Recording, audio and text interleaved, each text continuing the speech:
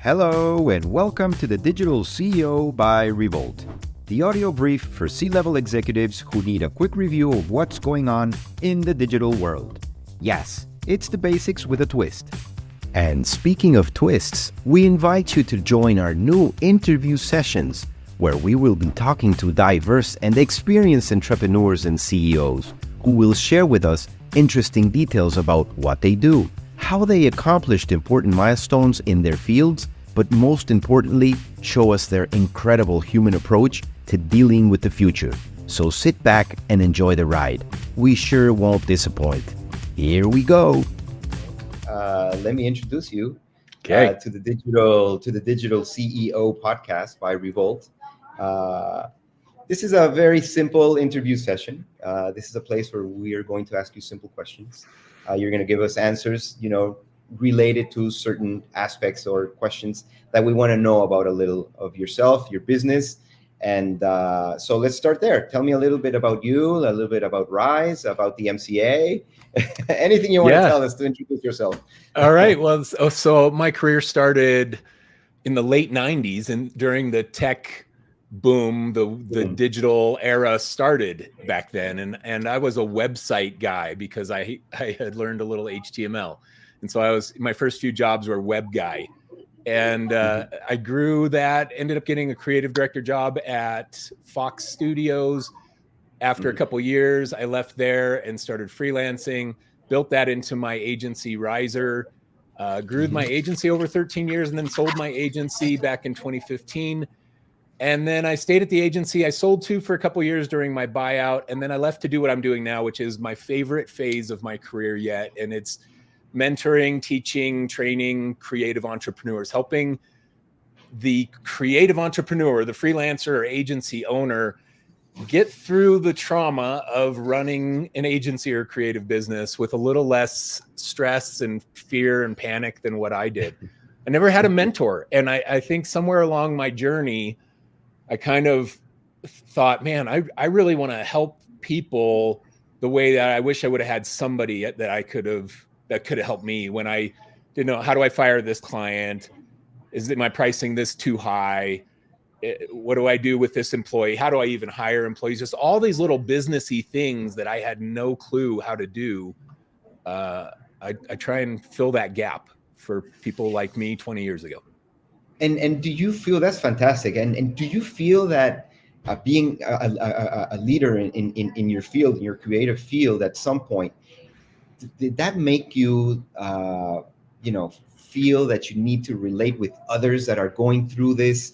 What would be the most influential, to use a common word, advice you would give someone who's just starting out? Like you just said, you want to help people, you want to go forward with giving advice. What would be one key aspect of that advice that you can share with us?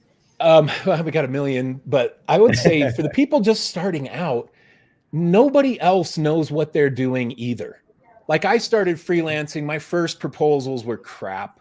The way I priced work was crap. Everything, I didn't know anything about business and hiring and managing the finances of a business and payroll and all this stuff. I didn't know how to sell. I didn't have any sales materials. I didn't know how to sit with a client and identify their problem and position myself as the solution. I didn't know any of that stuff when I started. And I built my agency into a team of 20, built millions of dollars in revenue, had great clients, sold my agency. So I had the full gamut of being that scared freelancer to being the person who's running the agency who allegedly knows what he's doing, but is just figuring it out like everybody else. And I think that's my little nugget of advice for people that are just getting started. Man, just start. Nobody else knows what they're doing either. They're all just figuring it out. And you're all fortunate today because there's millions and millions of videos and blog articles and books and things that can help you learn faster than what I did. Back in my era, not that I'm that old, but it was the early 2000s. There was no YouTube channels to go and learn how to price a project. You were just out there winging it, figuring it out. So the material's out there. Get started. Don't think that other people have it figured out, that are, the freelancer that from school that is successful, and you're like, oh man, they just got it all solved. They do not have it all solved. Nobody has it all solved. Everybody is trying to just sort through it and figure it out. So in a mindset of struggle, from that point of view, if someone is struggling, what do you think what you're doing now through the MCA is something that comes out of a need to share all of these experiences? Because we've been there, we know clients, and we know how clients sometimes think and what they want, and they want everything, really quick. But is that the real catapult that made you think about and say, hey, I've done it. I want to share all of this learning. This is the best way for me to share this learning. Yeah. So my community, MCA, More Creative Academy, I started it earlier this year. Before that, I spent a few years building my Instagram audience and a little bit of a YouTube audience, which I'm trying to build now to be my primary channel. But I built an audience of creative entrepreneurs by giving tons of free content. And I replied to every freaking DM that I ever got. I mean, if you followed me and sent me a question in a direct message over the last 3 years, I've replied to you and answered your question.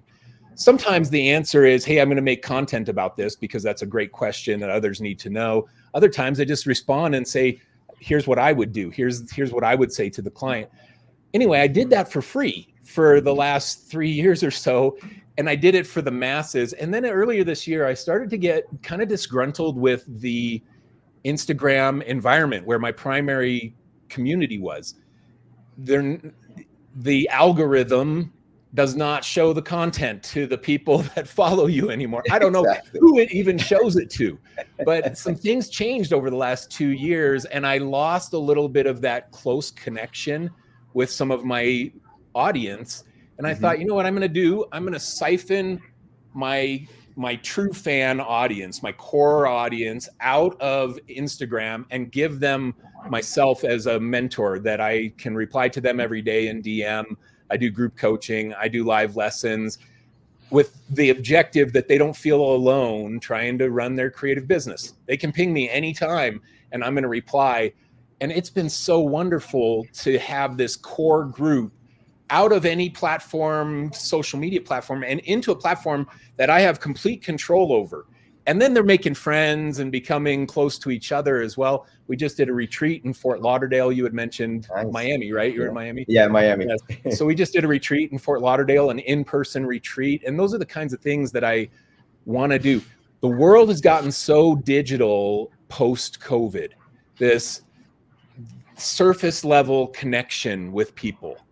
And it's all on a digital screen like this. I want to bring back the humanity into our relationships, the humanity into mentoring. You have a couple questions that we're going to talk about with AI. People are like launching bots to answer your design business questions. Hey, how should I price this thing? And they're creating a chat bot for this. And I'm like, man, that is not ever going to be the model I'm going to use. I want to bring back or focus on the empathy, the human-to-human connection, the one-to-one relationship, so that you feel like there's somebody in the trenches with you trying to solve your business. I think, most creative services, and I'm sorry to step in here, but I think that most creative services fields, obviously, do a lot of PR. There's a lot of, human relation that has to go through. You can't record, let's say, a commercial without having actors and writing scripts and having people, go over them and talk about them and talk about the brand and hear the tone and get emotional with the brand. That being said, we know as creative people that emotions are the big part of any creative project that you tend to launch. And with AI, and that brings me to the next question. With AI, I feel that there's a lot that's being done to reproduce that type of human connection, to make it more human-like and more that you can hear it, that it's very human based. But in the end, it's just technology. And I myself, are a little not scared, but a little worried that I'm going to lose all of this. I like human presence. I Yeah. like talking to people. I love having a lunch with someone or with a client, and go over their problems and their things, and when it's a success and when they become successful, let's go and celebrate. We can't celebrate over a Zoom call or a Meet call. Let's do it together. Let's meet at the place where it all started. And that being said, how do you see this AI disrupting the creative field? Is it something that's going to disrupt it for good? Is it going to replace it? I personally don't think so, but I want to hear your take on it. I think the production level tasks will be largely replaced by AI. What won't be replaced are the strategic creative decisions. So the empathy required to say, who are we trying to target? What are the motivations of that person? What do they feel inside? What's the humanity of that person that we're trying to reach with the design stuff that we create? That part is going to have humans attached to it for a long time. And I know that AI can replace some of that too, just by looking at algorithms and saying, okay, well, these people were interested in this, and so we'll feed those people that were interested in one thing over to this other thing and assume that it's going to work out. I think that there's the human intuition that's going to be missing with that kind of approach to AI.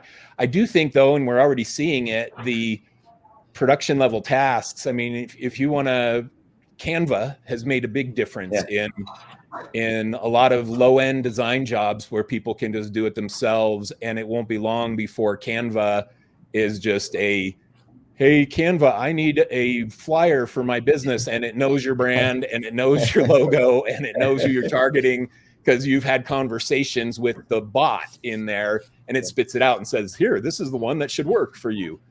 It won't be long before that. But the strategic side, when you're sitting with a client saying, hey, client, what are we trying to accomplish here? And you have those strategic conversations, understand the problem, create the strategic solution, and then the designer or the creative person uses the AI tools to produce the thing.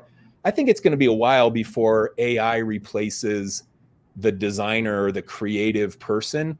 I think that more quickly the creative person will replace some of their menial tasks that they do in production related tasks. They'll replace those with AI doing that. We do it already. I mean, notes. I have Otter. I just saw my Otter tried to join this meeting or something. My Otter AI that joins meetings and takes a transcript and stuff. I mean, that's AI that is super valuable, and I don't have to go and send my video over to somebody to type out a transcript. So it's replacing the production level thing. Anyway, I don't know. I'm kind of rambled on a little. What do you think is going to happen, JM? What do you think is the future of all this? Well, thank you for interviewing me. I don't have all the answers, that's for sure. No, I don't either. But I think that there's a lot of collaboration that will take place. I feel that the more AI learns about a person's business, and that you permit it to learn your business, I think that something good has to come out of that, because there's efficiency. There's less time evolved around tasks that sometimes take too long, to execute. But on the other hand, when I see AI go inside the home, let's say that, like we were discussing a little earlier, my wife with the twins needs help. And if someone, and if one of these assistants at home that already exist by Apple and Android, and Google and etc., and Amazon, if they start to give a hand on certain tasks that are friendlier and easier to perform, I think that's a win. I think that's a very good, for the consumer. I think that's a very good step forward.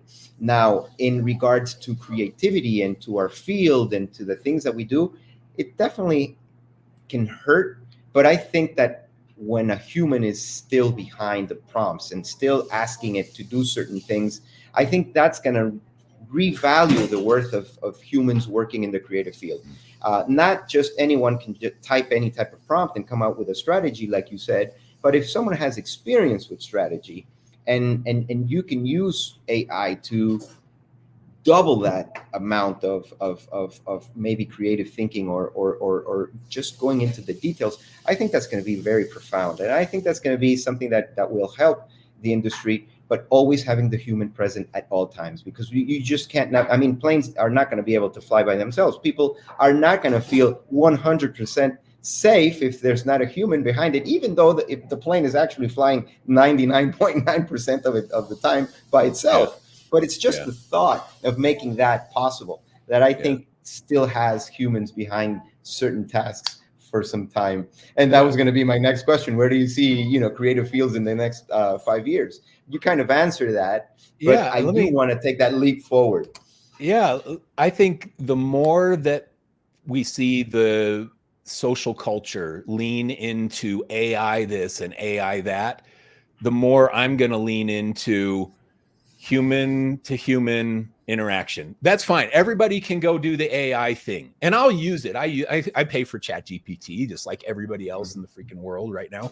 I'm going to use it for those kinds of tasks, but from what I sell as a creative person or a creative, even back in my agency day, if I was running my agency today, I would be saying, go ahead, you can use AI, but AI does not replace the 30 years of experience that Mike has, the intuition that I have, that I'm going to bring to the table. And you're going to have a human to human relationship with me. And I'm going to go and use my intuition from all my experience to try and reach your customer in profound ways that are effective.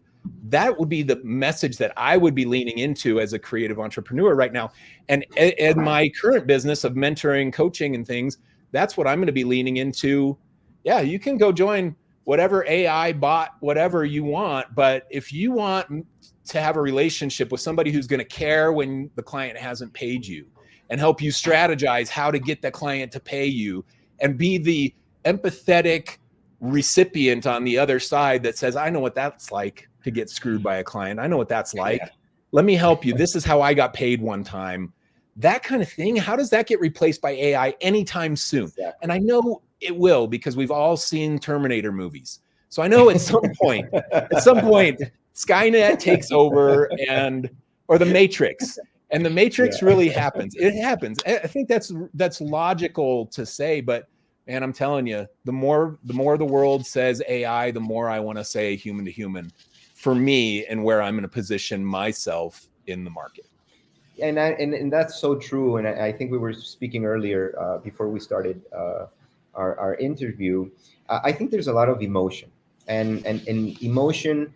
People talk a lot about emotions and advertising, and what they prompt, but I think that emotions go deeper. They're more like feelings. Like the first time you spent Christmas, a snowy Christmas. I don't know, if where you live, or there's a lot of people like in Florida that don't ever see snow. And the first time that they actually, spend a holiday in the snow, it changes you. It makes you more emotional. It makes you think about certain, wonderful things that happen, through their lives, that they've been watching It's a Wonderful Life forever. And, they never got to experience that emotion of feeling snow on their face or on their arms or whatever. And I think that's where the AI thing, has to end. It has to, like you said, it has to be human to human. There's a lot of things that just need to be between human relations, and that's where the line is drawn. So, I think that's, and thank you for bringing that up. You got me reflecting and thinking even more about that. Thinking about your snowy Christmas. Thinking about my snow Christmas. Maybe throw some snowflakes up in the air. How do you feel the MCA can prepare me or someone in my situation to become a better professional, contemplating everything that we've talked about right now? Yeah. So my community, it's your support community as a solo freelancer or creative agency owner. Even when I owned my agency and I had 20 employees, even then I still felt alone because nobody truly carried the load like I did. I felt alone. And the people who I became closest to during that era were other entrepreneurs, my friends who were running their own business, and we would commiserate about the challenges that we're facing in our business. Oh, my business partner did this, or I lost this much money on this thing, or whatever. We would commiserate about those things.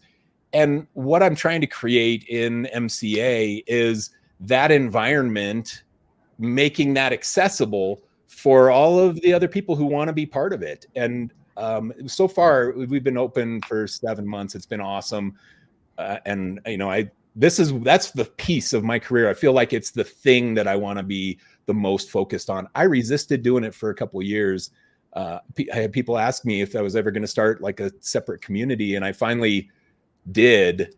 And I kicked myself for not starting it sooner because I love it so much.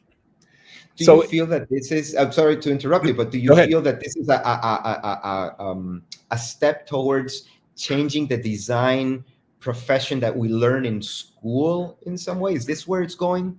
Oh, I haven't recommended school for a long time, years. If you are self-motivated, ambitious, you can get a better education by buying some courses. I have a freelance course. It's a 40-hour business course for freelancers. I promise you, you're going to get more value out of that 40-hour course that you buy for $400 than you will out of a 4-year degree from the business side of the creative industry. Now, you're not going to get all of the well-rounded stuff, the history classes that go into school, the history classes and sociology and psychology, Greek mythology, and classes that I took that in college that I paid money for and took and got graded on, that made me a more well-rounded human and made me able to have conversations with a variety of different people and made me be able to connect with a wide variety of different clients on different topics. That piece, I think, is what's so valuable about the university education system. But if you're just looking to get out there and start freelancing, go take some logo design courses from my friend made by James Martin. Go take my freelance course to give you all the business nuggets and hit the market and practice. And then go market yourself, and you'll get better and better over time. And then join a community like MCA that gives you that ongoing support structure where, okay, oh no, what do I use? What technology do I use for this thing? Or I can't get this. Somebody posted this once in my community. They were like, I'm having trouble with this, some cutting out something on a logo or something. And it was just like a Pathfinder tool thing. I don't know if you're familiar with the software stuff, Dan, but it was a software thing. And they could ask that question inside the community and get the support because they have this support team with them. And I think that the support team plus ambition and online education in a variety of different formats can do you well. Have you ever seen the movie Good Will Hunting? Of course. Yeah, so great movie. And Matt Damon in the beginning of that movie is in a bar, and there was some Harvard guy that was starting to quote something. Yeah. And he goes and just rips the dude and about, now you're going to quote this person. Oh, and then when I say this, now you're going to start quoting this person. This other one. Yeah, it's page 298 on this book or whatever. And he knew it because he had a photographic memory. And he said, you're the one out here wasting $200,000 on an education that you could get for a library card going down to the library and reading books yourself. And when he said that, man, that has not been more true ever. That movie's 20 something years old. And that is so much more true today than it was before. I love the formal education world. Universities, great. It's great for your personal growth in so many ways. But if you don't have the money to do it, and you don't have the time to do it, and you don't have the desire to do it, and you want to be a creative entrepreneur, there are other ways to educate yourself in 2023 and beyond. That's fantastic. You just answered all of the rest of the questions, I by did. the way. That was all of them. And you gave a very motivating finish, wrapping up. I have one last question for you, Okay. but I think that's something that most of our listeners need as well, is motivation. And Yeah. when you can motivate another professional, I'm not talking about when you can motivate a human being in general, I mean, that's just, chapeau, Yeah. hats off to that. But when you can motivate another professional that's struggling, that's going through unanswered questions, that's going through tough financial moments with clients, and knowing when to stop and knowing how to price, because pricing, as you know, is just another entire complete Yeah. nuclear physicist field Yeah. in its own. So, Yeah. so I really enjoy that, and I really thank you for that, because we're ending with a very high motivational note. Good. At the Digital CEO, we like to give recommendations, and we like to give digital recommendations of what we're reading and what we're listening to, podcasts, series, whatever. Can you give us a digital recommendation of your own? What are you listening to? What are you reading? What can you tell us to follow? You know what I started this summer? So I'm on a quest to become a better marketer. And so I started Okay. reading a couple of marketing books. One is the Sabri Subi Sell Like Crazy book. Really interesting insights in there. So I marked it all up. And then that led me to Alex Hormozy's $100 million offer book, which was the next one that followed up with that. I'm going down that rabbit hole of marketing strategies and how they can apply to the business that I'm doing now. Both of those books are really interesting. The Sabri Subi one I flew through because I was marking it so much. I was reading it on the beach earlier this summer. Now, everything is take with a grain of salt, because it's not everything is applicable in every single book. And this will be my big recommendation. Go into a book, open it up, and go in and try and find the 3 to 5 gems in there. You got a 200-page book, 3 to 5 pages of that book are going to be absolutely standout, life-changing potential for you.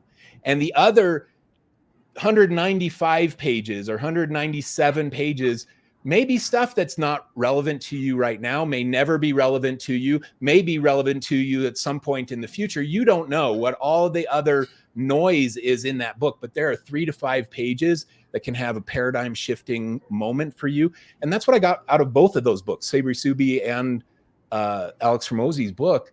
There are 3 to 5 pages in there that can completely change the game in the way that you think about marketing. And if you go into every book that you read with that mindset, you're never going to give a 1-star book review ever again, because no book is really a 1-star. Every book has some kind of gem in there that you can find. I think that maybe this is my little last piece of advice. Fantastic. And do you feel that some books that were written in the 80s and 90s with strategy in mind, obviously, do you feel some of that has applied throughout the course of the years? Or do you feel that it's just a scratch off, and like you were just saying, books that you can, no, there's no 1-star book, but maybe theories that come from the 80s, from the 90s, the 2000s. How do you see that relevant today? I love that question. And I would answer by saying, I think every self-help book that there is wants to be one of 2 different books. They either want to be How to Win Friends and Influence People by Dale Carnegie, one of the very first self-help books ever written, ever. And it should be required reading for the entire world. And then the other one is Think and Grow Rich by Napoleon Hill, another self-help book 100 years ago. And the principles inside of those books and the millions and millions of people that those books have had an impact on, man, every Sabri Subi would trade his left arm to have How to Win Friends and Influence People be his book, because it's sold millions, I mean, tens of millions of copies over the years. So I think that the stuff in those older things still applies. And what we started talking about today with the human to human thing, man, you're not going to get any AI contaminated stuff in a book that was written 100 years ago. You're just going to get the raw advice, empathetic advice from an actual human that put that together. And I think there's something super valuable in that. So I love the old ones. I love those. They're the classics. And then newer classics, you know, 7 Habits of Highly Effective People, Stephen Covey, Good to Great, Jim Collins. There are some books Good to Great. Yeah, the E-Myth, Michael Gerber. These are some books that had a big impact on me, and they're more recent, but they're all pre-AI, pre-digital era even.